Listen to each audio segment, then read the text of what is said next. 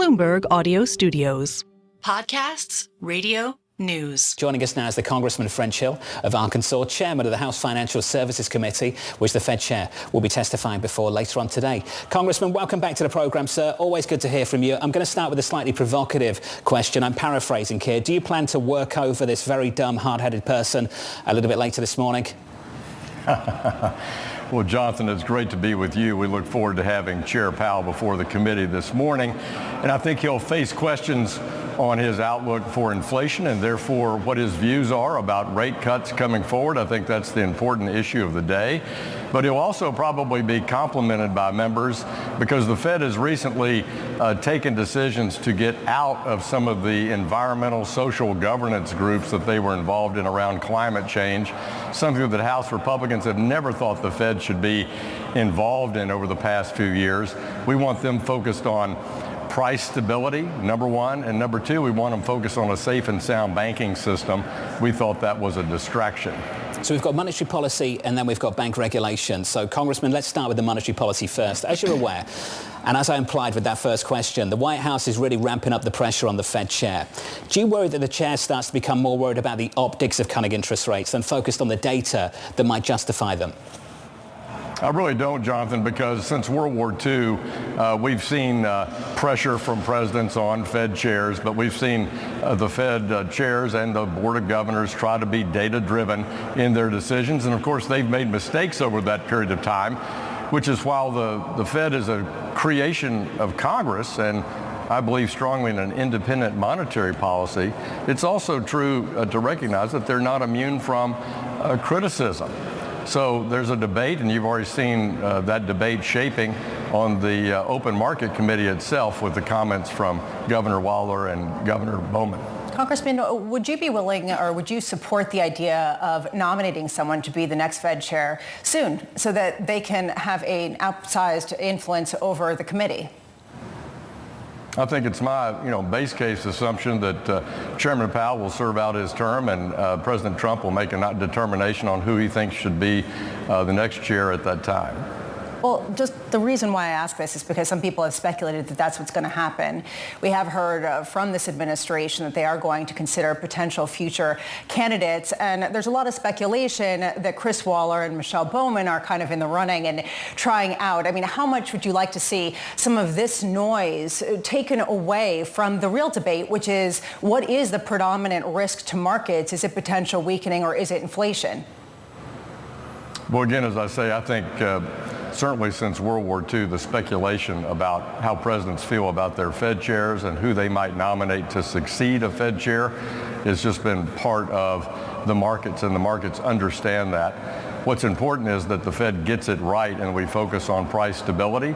And if the inflation forecast and inflation expectations are anchored at that 2% level, then I think that's certainly something the Fed should take into strong consideration about a rate cut in the coming meetings. And that's exactly the kind of work I want them to do, is use data analytics, look at the trends in the market, look at their forecast, and make that decision to the best of their ability. And many of those officials are focused on the policy outcomes of other things. July 4th, we've got the self-imposed deadline to pass the one big beautiful bill. July 9th, another self-imposed deadline to come to some kind of trade deal with a whole bunch of countries. Congressman, could you maybe help the Fed chair a little bit later this morning? Where do you think we will be in a few weeks' time?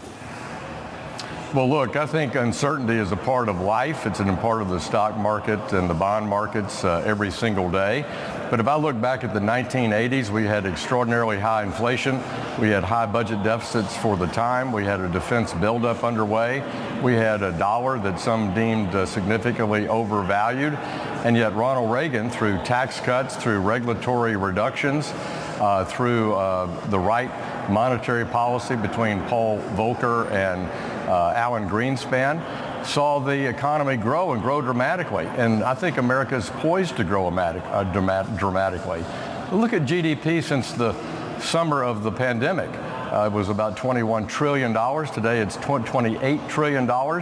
We're the preferred investment location for global investment around the world, and I believe that that uncertainty will drop over the coming weeks as we have clarity on taxes, clarity on regulatory policy, and we drop the slope steep slope of incredible amounts of federal spending coming out of the Biden administration. And Congressman, just away from the events in Washington, D.C. this morning, we'd love a comment from you on the news of this morning elsewhere, particularly in the Middle East. The president posting on social media just moments ago on a truce between Iran and Israel, a very frustrated post from the president. Do not drop those bombs, addressing Israel. If you do, it's a major violation. Bring your pilots home and do it now. And the tone, as we understand, of the president leaving, making his way to the NATO summit in Europe was a very frustrated president of the United States with Israel, with Iran, and hopeful that maybe we can establish a long-lasting truce in the Middle East. Do you think we can establish peace through strength in the Middle East? And how much of a change is that with this administration relative to